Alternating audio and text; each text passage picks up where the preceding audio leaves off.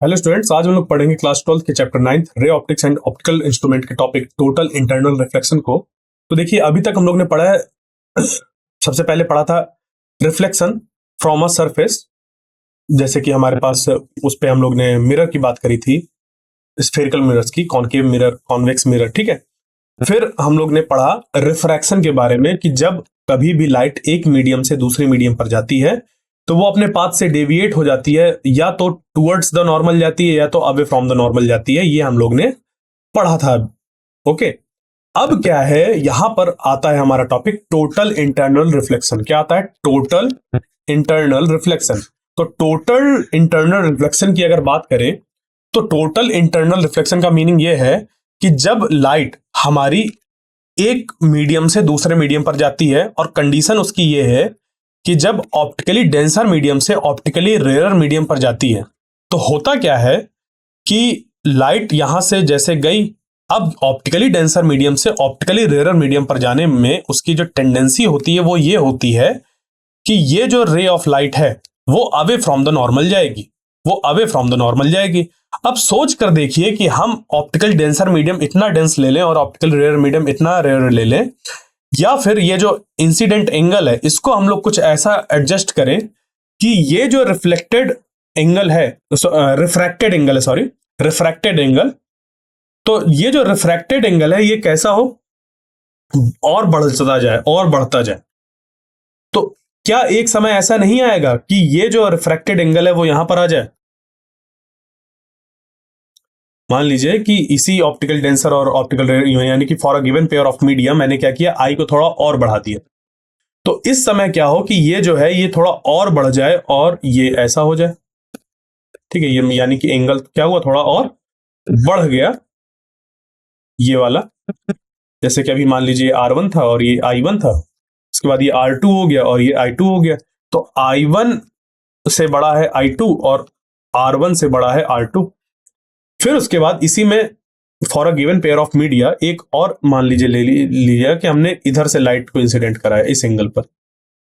ये angle I3 हमारा और बड़ा है I2 से, तो ये जो अब एंगल बनेगा यहां पर वो और बड़ा हो जाएगा। यानी कि होता क्या है कि कभी कभी ये लाइट क्या होती है, ये जो इंटरफेस है वहां पर ग्रेज कर जाती है, यानी कि उसके सरफेस पे ऐसे मूव कर जाती है। जो इंटरफेस का हमारा एक लेयर जैसा है उसके ऊपर ही चली जाती है।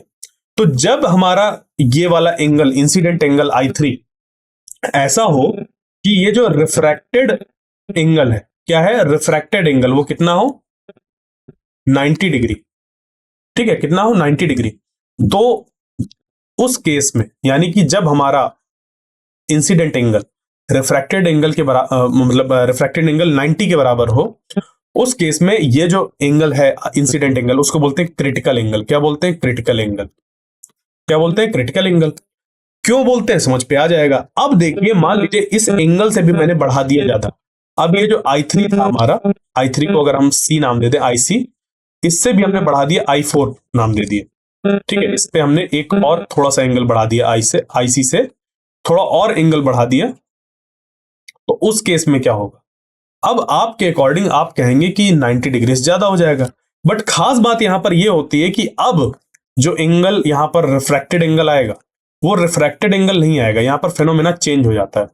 फेनोमेना यहां पर क्या हो जाता है, चेंज हो जाता है, और यहां पर रिफ्रैक्टेड एंगल नहीं आता, यहां पर रिफ्लेक्टेड एंगल मिलने लगता है। यानी कि जैसे ही ये वाली रे, जो इंसिडेंट रे है, इसका एंगल थोड़ा सा और बढ़ता है, इस IC से, IC एंगल जो है क्रिटिकल एंगल है, इससे थोड़ा सा और बढ़ता है, जैसे ही आपके अकॉर्डिंग जो लाइट होनी चाहिए वो यहां कहीं आनी चाहिए, है ना, थोड़ा सा और बढ़ना चाहिए, बट थोड़ा ना बढ़कर ये पूरा का पूरा रिफ्लेक्ट होने लगता है। क्या होने लगता है? रिफ्लेक्शन शो करने लगता है, और लॉज ऑफ रिफ्लेक्शन को फॉलो करता है। यानी कि जो इंसिडेंट एंगल है वो हमारा रिफ्लेक्टेड एंगल के बराबर हो जाता है। तो ये जो फेनोमेना होता है इसको हम लोग बोलते हैं टोटल इंटरनल रिफ्लेक्शन। क्या बोलते हैं? Total internal reflection. अब यहां पर ये रिफ्लेक्टेड एंगल मिलने लगता है। क्या मिलने लगता है? Reflected angle. ठीक है, समझ पे आया। यहां पर क्या होने लगता है? रिफ्लेक्शन होने लगता है। क्योंकि ध्यान दीजिए, इस चीज को मैंने शुरुआत में मेंशन किया था, ये डिफरेंस बताते हुए कि जो रिफ्लेक्शन होता है और रिफ्रैक्शन होता है उनमें बेसिक डिफरेंस क्या होता है। बेसिक डिफरेंस ये है कि जो रिफ्लेक्शन है वो जिस मीडियम से लाइट आ रही होती है उसी मीडियम पर ही वो चली जाती है, उसी को हम लोग बोलते हैं कि वो क्या हो रहा है, रिफ्लेक्शन हो रहा है। यानी कि ऐसा सरफेस है, मान लीजिए हमारे पास लाइट ऐसे आई, टकराई और ऐसे चली गई, तो जब लाइट जिस मीडियम से आ रही है उसी मीडियम पर ही टकरा के चली जाए, सरफेस से ऐसे टकरा कर चली जाए, तो यहां पर हम कहते हैं कि रिफ्लेक्शन हो रहा है। क्या हो रहा है, रिफ्लेक्शन हो रहा है। तो सेम चीज तो यहां पर भी हो रही है। अब देखिए यहां पर जब ये येलो वाली को देखिए, ये था हमारा यहाँ पर क्रिटिकल एंगल, जो यहाँ पर एंगल फॉर्म हो रहा था इंसिडेंट एंगल, वो था क्रिटिकल एंगल। यानी कि जो रिफ्रैक्टेड एंगल था वो था हमारा 90 डिग्री, यानी कि ये सरफेस पे पूरा ग्रेज कर गया था। अब अगर इससे हम इंसिडेंट एंगल को थोड़ा सा भी बढ़ाएंगे तो जो लाइट होगी वो क्या होगी, सेम मीडियम पर आने लगेगी। तो जब सेम मीडियम पर आने लगेगी तो वहां पर होने लगेगा क्या, रिफ्लेक्शन होने लगेगा। क्या होने लगेगा, रिफ्लेक्शन। क्या होने लगेगा, रिफ्लेक्शन। तो ऐसा फेनोमेना जहां पर कि जब इंसिडेंट एंगल हमारा इस क्रिटिकल एंगल से बड़ा हो, क्या हो, जब इंसिडेंट एंगल हमारा क्रिटिकल एंगल से क्या हो, बड़ा हो, क्या हो, बड़ा हो। यानी कि बाकी चीजों को हम हटा दें अगर, तो हमारे पास ये निकल कर आए कि जब हमारा इंसिडेंट एंगल क्रिटिकल एंगल से बड़ा हो तब जो लाइट होती है वहां पर टोटल इंटरनल रिफ्लेक्शन होने लगता है। क्योंकि क्रिटिकल एंगल पे जो लाइट होती है वो ऐसे बेंड होती है कि जो हमारा रिफ्रैक्टिंग एंगल होता है वो 90 डिग्री होता है। वो कितना होता है, 90 डिग्री होता है। बट जैसे ही इस आई सी से थोड़ा सा बड़ा होता है एंगल हमारा इंसिडेंट एंगल, वैसे ही जो लाइट होती है जिस मीडियम से गई थी, देखो जिस मीडियम से गई थी उसी मीडियम पर आने लगती है। तो ये हो जाता है यहां पर हमारा रिफ्लेक्शन। और इस तरीके के फिनोमिना को हम लोग बोलते हैं टोटल इंटरनल रिफ्लेक्शन। क्या बोला जाता है, टोटल इंटरनल रिफ्लेक्शन। तो टोटल इंटरनल रिफ्लेक्शन के लिए सबसे जो इंपॉर्टेंट कंडीशन है वो ये है कि ऑप्टिकली डेंसर मीडियम से ऑप्टिकली रेयर मीडियम की तरफ लाइट को जाना चाहिए। ऑप्टिकली डेंसर मीडियम से ऑप्टिकली रेयर मीडियम की तरफ लाइट को जाना चाहिए। और जो इंसिडेंट एंगल है वो आईसी से बड़ा होना चाहिए। जो इंसिडेंट एंगल है वो आईसी से बड़ा होना चाहिए। यानी कि इसी चीज को हम लिख सकते हैं कि आई ग्रेटर देन आईसी होना चाहिए। ये हमारे रिक्वायर्ड कंडीशन है।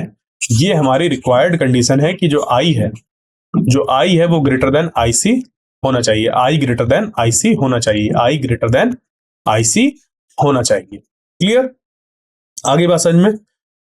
तब जो हमारी लाइट होती है वो उसी मीडियम पर वापस रिफ्लेक्ट हो जाती है। और ऐसे फेनोमेना को हम लोग टोटल इंटरनल रिफ्लेक्शन कहते हैं। क्या बोलते हैं हम लोग इसको, टोटल इंटरनल रिफ्लेक्शन कहते हैं। यानी कि ये तो मैंने फेनोमेना समझा दिया। अब इसको अगर हम लोग सिस्टमैटिकली देखें कि क्या कैसे होता है, थोड़ा सा इसको पहले देख लेते हैं, एक एक्सपेरिमेंट देख लेते हैं कि एक्चुअल में ये कैसे होता है। उसके बाद फिर हम लोग आगे इसको एक एक करके चीजों को पढ़ेंगे कि हमें इस पे अब कौन से फॉर्मूले याद रखने हैं, कौन से इस पे डिफिनीशंस याद रखने हैं, इन सबको हम लोग पढ़ेंगे। बट मैंने पहले आपको क्या किया, इंट्रोड्यूस कराया TIR से, जिसको कि हम टोटल इंटरनल रिफ्लेक्शन कहते हैं।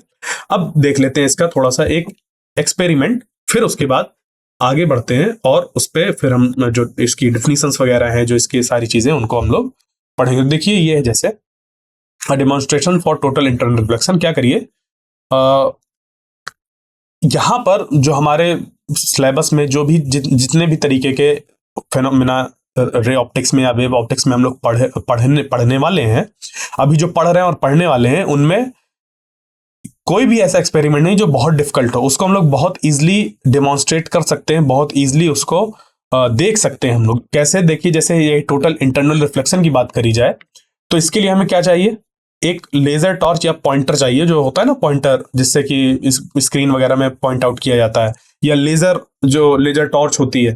ठीक है, तो लेजर टॉर्च, हाँ एक चीज ध्यान रखिएगा, इनको बहुत ही हमें सतर्कता के साथ इसको हैंडल करना होता है, वरना ये आंखों को डैमेज कर सकता है। क्योंकि हाई इंटेंसिटी लाइट होती है इस पे, जो हमारे रेटिना है उसको डैमेज कर सकती है। ठीक है, तो ये ब्लाइंडनेस का भी कॉज हो सकता है। तो इन पे हमेशा वर्क करते हुए बहुत ध्यान से वर्क करना होता है। कभी भी किसी की आंखों में लाइट नहीं लगानी होती और ना खुद इस लाइट की तरफ देखना होता है।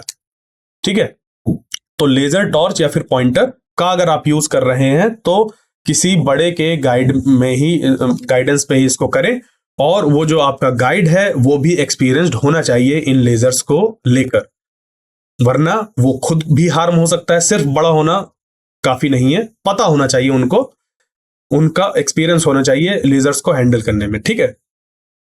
तो लेजर टॉर्च या पॉइंटर वगैरह जो है, लेजर पॉइंटर, इनका आप जैसे मान लीजिए ये है, और आपके पास क्या है, एक ग्लास बीकर है जिसमें कि क्लियर वाटर है। अब फिर आप क्या करिए, इसमें कुछ बूंदे डाल दीजिए मिल्क की या फिर कोई दूसरा सस्पेंशन हो जो कि यहां पर फॉर्म हो जाए, ओके, जिससे कि जो पाथ हो लाइट का वो विजिबल हो जाए। बस यहां पर सस्पेंशन क्रिएट करने का मीनिंग ये सिर्फ इतना है कि वो वहां पर हमारा जो पाथ है वो विजिबल हो जाए, कोलाइडल सॉल्यूशन यानी कि बन जाए। तो यहां पर क्या है कि add a few drops of milk और any other suspension to water and stir so that water becomes a liquid turbid, यानी कि थोड़ा सा यहाँ पर मटमैला सा हो जाए, गंदा सा हो जाए, जिससे कि अब आप इस पे जो रे ऑफ लाइट है उसको आसानी से देख पाए। फिर क्या करिए, take a laser pointer and shine its beam through the turbid water, you will find that the path of the beam inside the water shines brightly. यहां पर आप देखेंगे कि ये जो पाथ है वो साइन कर रहा है, ठीक है। उसके बाद फिर आपको क्या करना है कि हमें साइन जो लेजर है उसको ऐसे साइन करना है इसी पोजीशन में कि ये साइन ऐसे करे। तो आप क्या देखेंगे, अगर आप इसको अभी ना देखें, इस चीज को अगर अभी आप ना देखें, तो सबसे पहले आप क्या यहां पर ऑब्जर्व करेंगे कि ये जो लाइट है, ये लाइट ऐसे जा रही होगी और यहां से ऐसे निकलती, ठीक है। अगर मान लीजिए आपने यहां पर धुआं कर रखा होता, किससे, जो इस हमारी फ्रेग्रेंस क्रिएट करती हैं इंस्टिक यानी कि अगरबत्ती वगैरह या धूप बत्ती, इन सबसे अगर आपने यहाँ पर स्मोक क्रिएट कर रखी होती तो आपको यहाँ पर भी पाथ विजिबल होगा। यहां से आप क्या करेंगे, जब आप इसको ऐसे डालेंगे तो ये रिफ्लेक्टेड रे हमें मिलेगी, सॉरी रिफ्रैक्टेड रे मिलेगी हमें, ठीक है, इंसिडेंट एंगल से ऐसे ज्यादा, बट एक्चुअली ये जब आप ऐसे डाल रहे होंगे ऐसे, तो ये ऐसे कुछ मिल रही होगी, ठीक है। ये जो ब्लू कलर से मैंने बनाई, अगर आप उसको अगर देखें ऐसे मिल रही होगी, बट फिर आपने क्या किया, थोड़ा सा इसको आपने बढ़ाया, ठीक है, इसको आपने थोड़ा सा बढ़ाया एंगल को, और एंगल बढ़ाने के बाद फिर क्या देखेंगे आप, ऑब्जर्व क्या करेंगे कि ये जो लाइट आ रही है, ठीक है, इस जगह पर कहीं पर, इस जगह पर कहीं पर ये लाइट ऐसे चली जाएगी, ये जो लाइट है वो यहां से ऐसे ग्रेज कर जाएगी सरफेस पे, ठीक है, सरफेस पे ग्रेज कर जाएगी।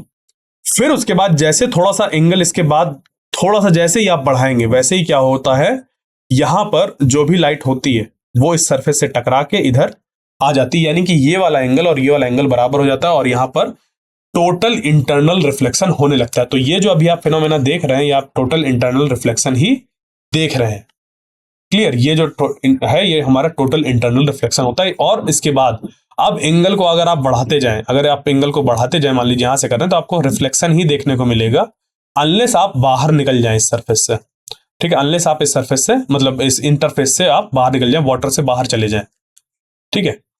बट जब तक आपके लेजर का एंगल ऐसा बना हुआ है तब तक यहां पर रिफ्लेक्शन होता रहेगा, ठीक है। अब ध्यान दीजिए, यहां पर हम जो लेजर है उसको बाहर रख रहे हैं, तो बाहर से हमें कोई मतलब नहीं है।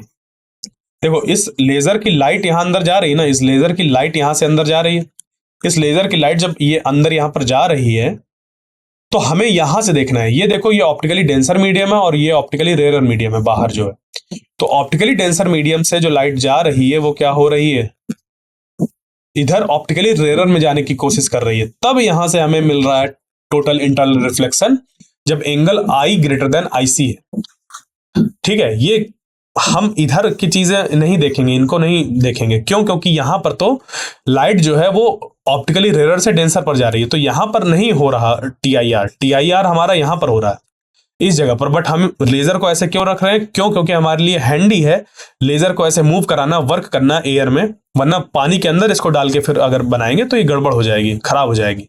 तो हमने क्या किया, यहां से बाहर लेजर का यूज किया और फिर यहां से देखा कि ये देखो, हम मान लीजिए कि यहां पर सोर्स है लाइट का, इस जगह पर लाइट का सोर्स है और यहां से लाइट ऐसे जा रही है, इस पॉइंट पर टकरा रही है और फिर इधर आ रही है, रिफ्लेक्ट हो रही है, ठीक है। तो ये ध्यान दीजिएगा, हम भले ही हमने लेजर को बाहर से यूज किया है, बट जो ऑब्जर्व कर रहे हैं हम लोग ये मान रहे हैं कि यहां पर इसका सोर्स है और लाइट यहां से टकरा रही है जाकर और ऐसे आ रही है।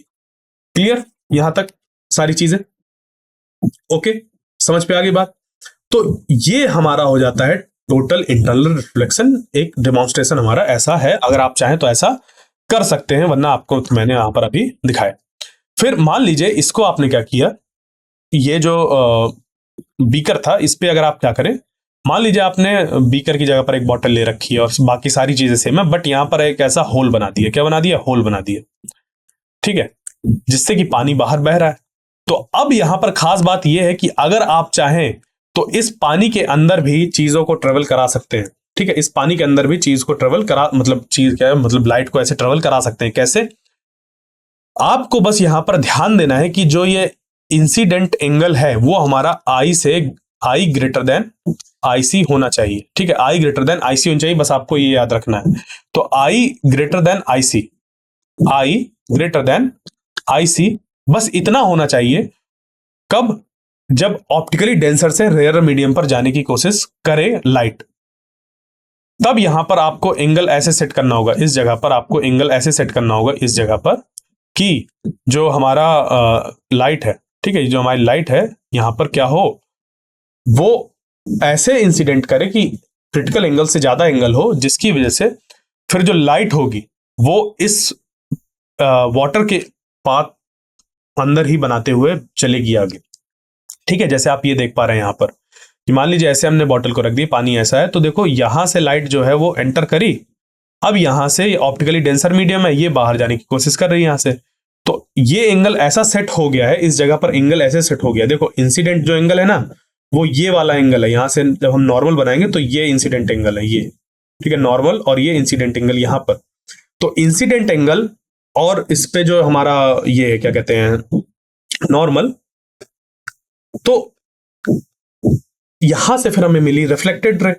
ये रिफ्लेक्टेड रे अब इस इंटरफेस पर आई, इस वाटर एयर इंटरफेस पर आई, तो देखो फिर से उसको वही कंडीशन मिल रही है कि ऑप्टिकली डेंसर से रेयर में जा रहा है और आई ग्रेटर देन आई सी है, आई ग्रेटर देन आई सी है। तो फिर से ये क्या करेगा, यहां पर रिफ्लेक्शन ऐसा हो जाएगा और फिर ऐसे रिफ्लेक्शन होते हुए आगे बढ़ेगी। तो ये जो चीजें थी वो क्या है,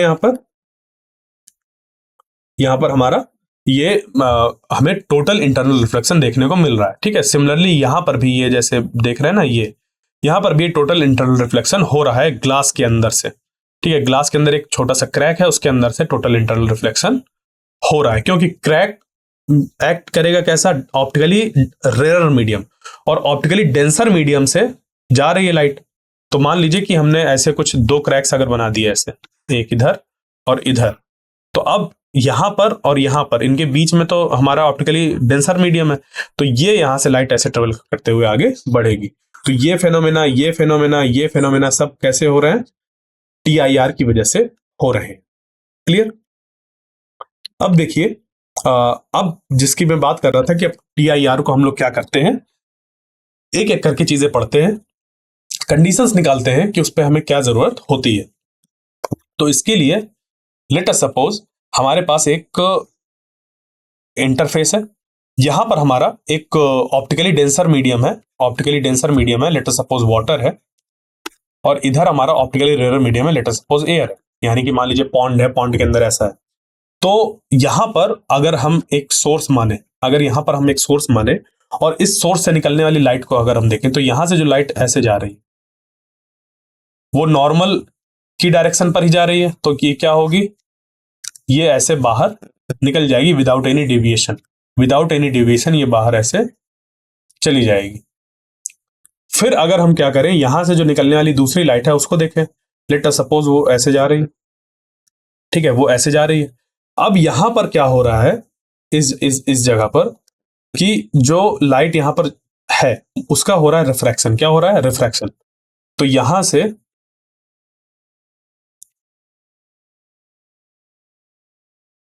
ये जो लाइट है ये इंसिडेंट हुई और यहां से ऐसे रिफ्रैक्ट हुई, ये क्या हुई, यहां से रिफ्रैक्ट हुई। उसके बाद फिर यहां पर अगर हम लोग देखें, ये अगर लाइट इस जगह पर फॉल हो रही है तो यहां पर एक नॉर्मल बनाएंगे, ठीक है, और अब देखेंगे कि ये जो है ये ऐसे कहीं इधर जा रही होगी। फिर उसके बाद यहां पर अगर हम देखें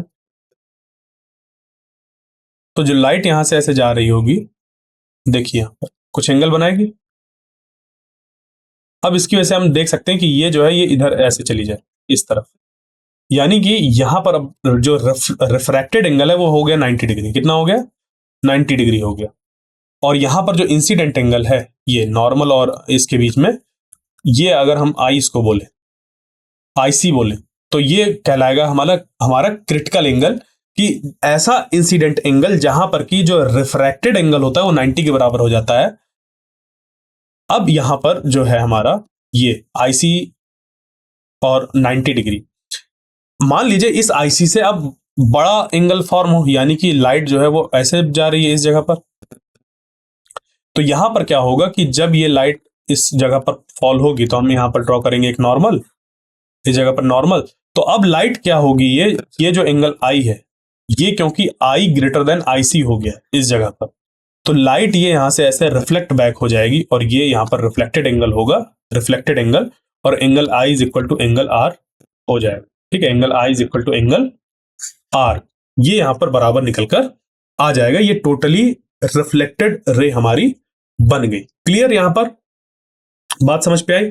तो अब अगर हम लोग इस पे कैलकुलेशन करने की कोशिश करें चीजों को कि ये जो आईसी है इसकी वैल्यू कितनी होगी, आईसी की वैल्यू कितनी होगी, तो देखिए आईसी को अगर हमें फाइंड करना है तो हमें क्या पता है कि आईसी हम उस एंगल को कहते हैं, इंसिडेंट एंगल को, जब जो रिफ्रैक्टेड एंगल होता है, क्या होता है, रिफ्रैक्टेड एंगल वो 90 के बराबर होता है। कितना होता है, 90 के बराबर होता है।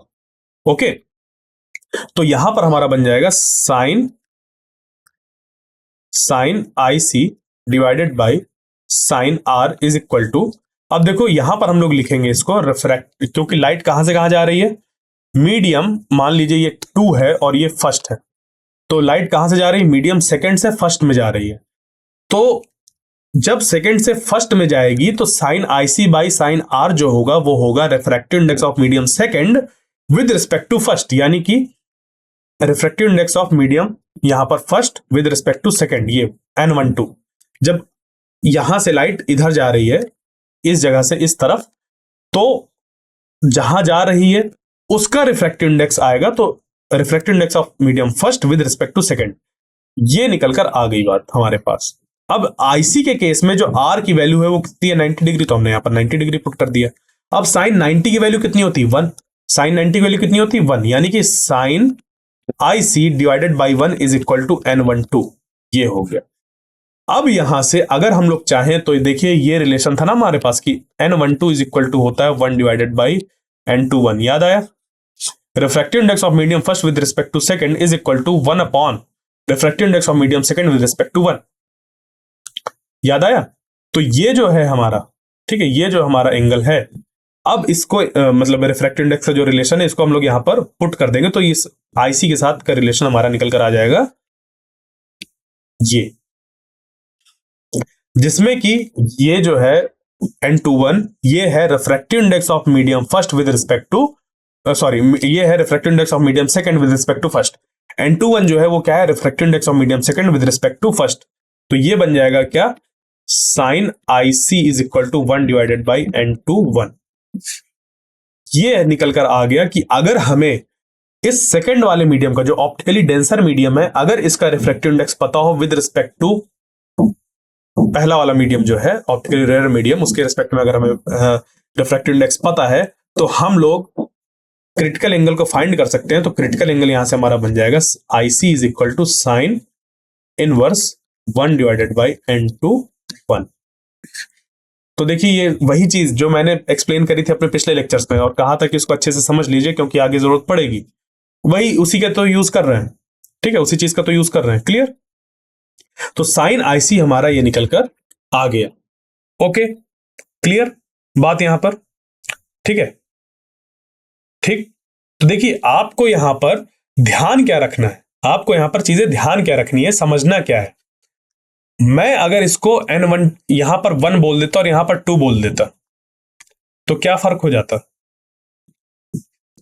यहां पर सिर्फ नोटेशन चेंज हो जाते, बाकी चीजें तो वही रहती, जो प्रोसेस है उनको करने का वो तो वही रहता, कॉन्सेप्ट जो रहते वही वो तो वही रहते।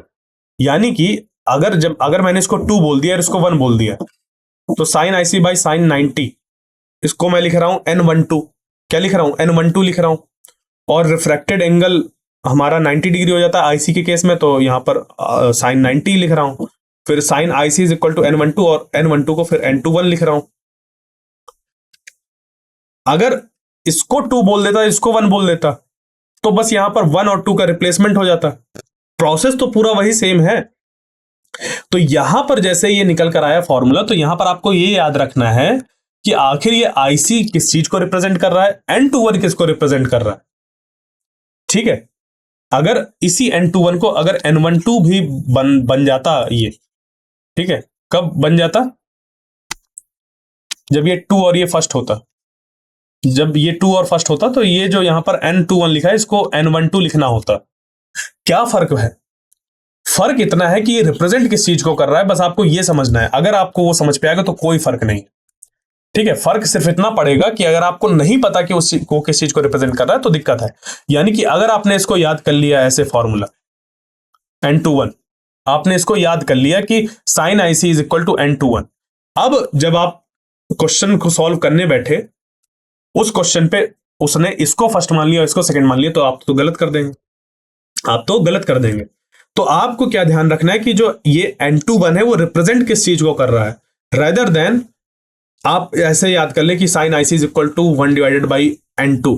नहीं, आपको याद करना है sine of critical angle is equal to 1 divided by refractive index of denser medium with respect to rarer medium. ये है, मतलब इसको अगर मैं और अच्छे तरीके से लिखूं तो ये निकल कर आ रहा है कि sine i c is equal to refractive index of denser medium with respect to rarer medium, with respect to rarer medium. ठीक है, ये याद रखिए। अब यहां पर मैं इसको 1 लिखूं, 2 लिखूं, कुछ भी लिखूं, उससे फर्क नहीं पड़ेगा। बस आपको यह ध्यान रखना है कि जो लाइट है वो हमारी कहां से कहां जानी चाहिए, डेंसर टू रेयर मीडियम पर जानी चाहिए। और जब अगर हमें आईसी फाइंड करना है तो ये फॉर्मूला हमारा बन जाता है। वरना यहां पर फॉर्मूला अगर आप देखें तो ये भी बन सकता है कि sine i c is equal to refractive index of medium first with respect to second. ये भी हमारा फॉर्मूला बन सकता है। क्लियर, यहां तक समझ पे आ गया कैसे इसको करना है। ओके, तो अब चलते हैं इस पे हम लोग आगे और देखते हैं कि इस पे आगे और क्या क्या चीजें हमारे पास हैं। ठीक है, जैसे मान लीजिए कि अगर हम इस पे बात करें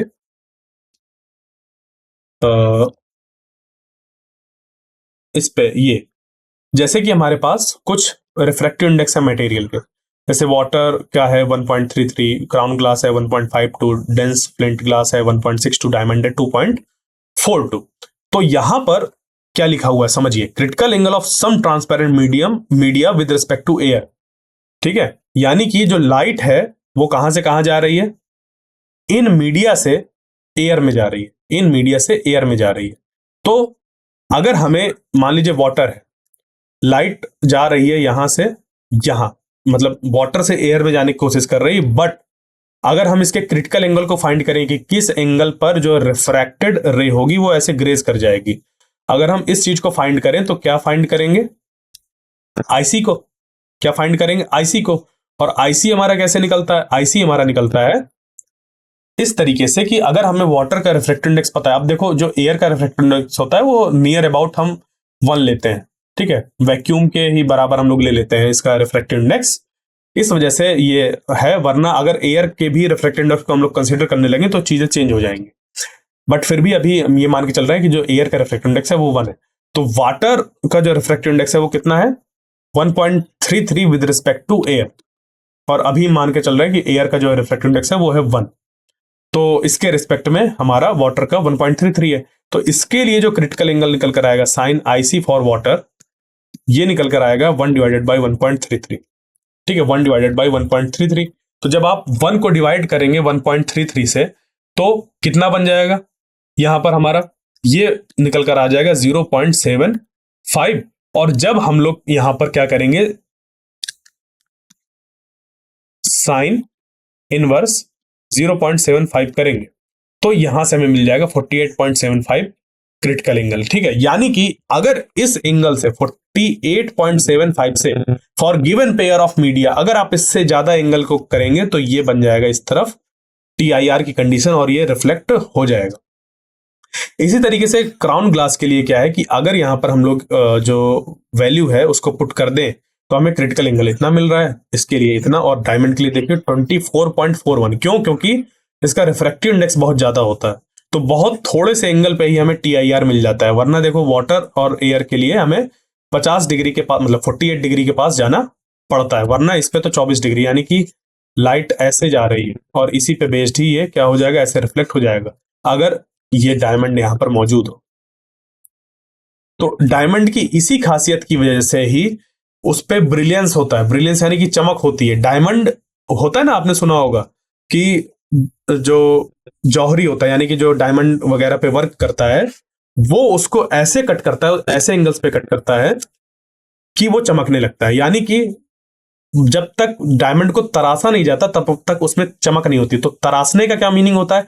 तराशने का मीनिंग ये होता है कि हम लोग उस डायमंड के सरफेस में कुछ ऐसे एंगल्स पर कट लगाते हैं कि अगर एक बार लाइट एंटर करे उस पे, अगर एक बार लाइट एंटर करे तो वो क्या करती रहे, वहां पर TIR की चीजों को फॉलो करती रहे और एक किसी पर्टिकुलर एंगल से ही बाहर निकले। ठीक है, किसी पर्टिकुलर एंगल से ही बाहर निकले, जिससे कि बहुत ढेर सारी लाइट को वो अपने जब उसके अंदर एंटर करी है, बट वो निकल किसी एक जगह से ही रही होती है, तो लगता है बहुत ज्यादा ब्राइट है। समझिए कुछ इस तरह का कि जैसे मान लीजिए यहां से सब लाइट एंटर कर रही है, इधर इधर इधर। अब जब इधर से एंटर करी, वो इधर से एंटर करने के बाद उधर से निकलने की बजाय इसका TIR हो गया और वो इधर मुड़ गई। और ये जो लाइट एंटर करी वो भी, इसका भी TIR हो गया और ऊपर उधर मुड़ गई, और इसका TIR हुआ और ये इधर मुड़ गई, और ये जाना चाहिए था इधर, बट TIR इधर मुड़ गई। तो देखो ये जो 4 रे ऑफ लाइट थी, मैं एग्जाम्पल के लिए बता रहा हूँ, 4 रे ऑफ लाइट जो ऐसे इधर निकल जानी चाहिए थी, उनके इधर रिफ्लेक्ट हो जाने की वजह से अब वो ऊपर से निकल रही। तो ऊपर ऐसा लगेगा कि बहुत ज्यादा लाइट है। क्यों? क्योंकि जब यहां पर कोई ऑब्जर्वर खड़ा होगा उसके अकॉर्डिंग, तो जो लाइट है वो उसकी यहां पर मौजूद हर एक की एवरेज वैल्यू को देखेगा। ठीक है, बट क्योंकि यहां पर अब जो लाइट है वो इधर से बहुत ज्यादा आ रही है, ठीक है, यहां से ऊपर से बहुत ज्यादा लाइट आ रही है, तो उसको लगेगा कि यहां के कंपैरिजन में यहां पर ज्यादा रोशनी आ रही है। यानी कि ऐसा लगता है कि जैसे डायमंड बहुत ज्यादा रोशनी प्रोड्यूस कर रहा है। नहीं, वो क्या करता है, डिफरेंट डिफरेंट डायरेक्शन की लाइट को कलेक्ट करके एक जगह से निकाल देता है, जिसकी वजह से उस पर ब्रिलियंस जनरेट होता है, जिसको कि चमक हम कहते हैं कि बहुत ज्यादा वो चमकता है हीरा। तो यही है तराशने का मतलब, कि हीरे को जब तक तराशा नहीं जाता तब तक वो उस पर ब्रिलियंस नहीं होता। तो तराशने का मीनिंग ये है कि उसके सरफेस को ऐसे बनाया जाता है कि कभी भी लाइट अगर एक बार एंटर कर जाए तो वो TIR की कंडीशन को फॉलो करे, यानी कि ऐसे एंगल पर लाइट जाकर अंदर से बाहर निकलने की कोशिश करे जो कि इसके क्रिटिकल एंगल से ज्यादा हो, जिसकी वजह से फिर एक पर्टिकुलर एंगल से ही हमारी लाइट निकलेगी।